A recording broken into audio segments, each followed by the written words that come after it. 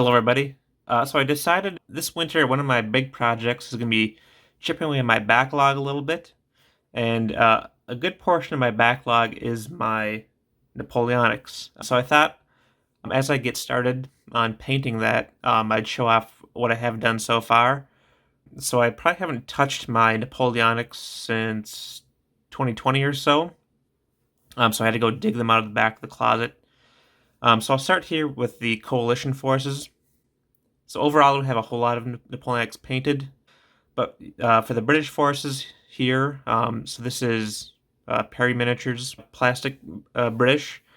This is going to be the 4th Regiment, the King's Own. Still need to order up some flags for them from GMB probably. This is probably one of the first Napoleonic forces I painted back in the day. Definitely learned a couple of lessons. Definitely had some fun. And then back here, this is a Perry's officer medal. I actually found this from a gaming shop here in the U.S. Happened to be selling this secondhand, so picked that up for a good price. So yeah, this is my first project I painted for the Napoleonics. It's definitely got me hooked. So I got plenty more.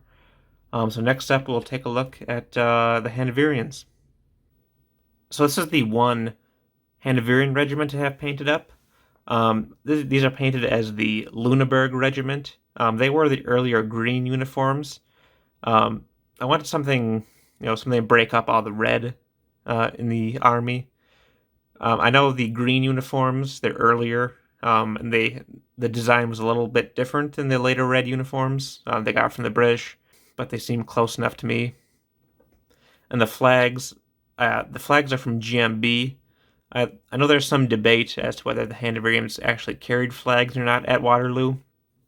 My whole collection is centered around the 100 Days campaign, but I like the look of flags on the tabletop. I think as most people do, so I chose to give them flags. I know there is sort of scant material as to what their flags look like, so I just got some I thought looked good. That's the one regiment for Hanover. I think next up I'll take a look at the Prussians. Okay, so here is the 6th 1st West Prussian Regiment from Perry Miniatures. Now you might have noticed I couldn't really decide what nation I wanted to go with. That's why I have 1 or 2 regiments from each major nation. But I think if you made me choose, I'd probably go with Prussia. It's really like the color scheme and the uniforms. Again, here, flags from GMB Design. So I think next we'll take a look at the French. So for the French, we have Warlord Miniatures Plastic. So this is the 56th Regiment. Again, flag from GMB Design. I didn't really have a particular reason for choosing the 56th. Just sort of chose them at random. But I like the way this one turned out. I definitely have more to do in the backlog. Now we'll take a look at one more country. So I know I said that my collection is primarily based around Waterloo and the 100 Days, but I do seem a little bit destined to paint Italians no matter what time period I do. So this here is the 1st Italian Regiment using Perry Plastics.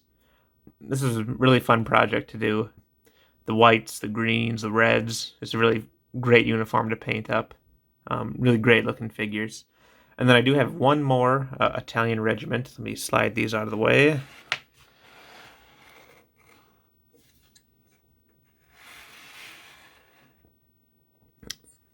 So I also did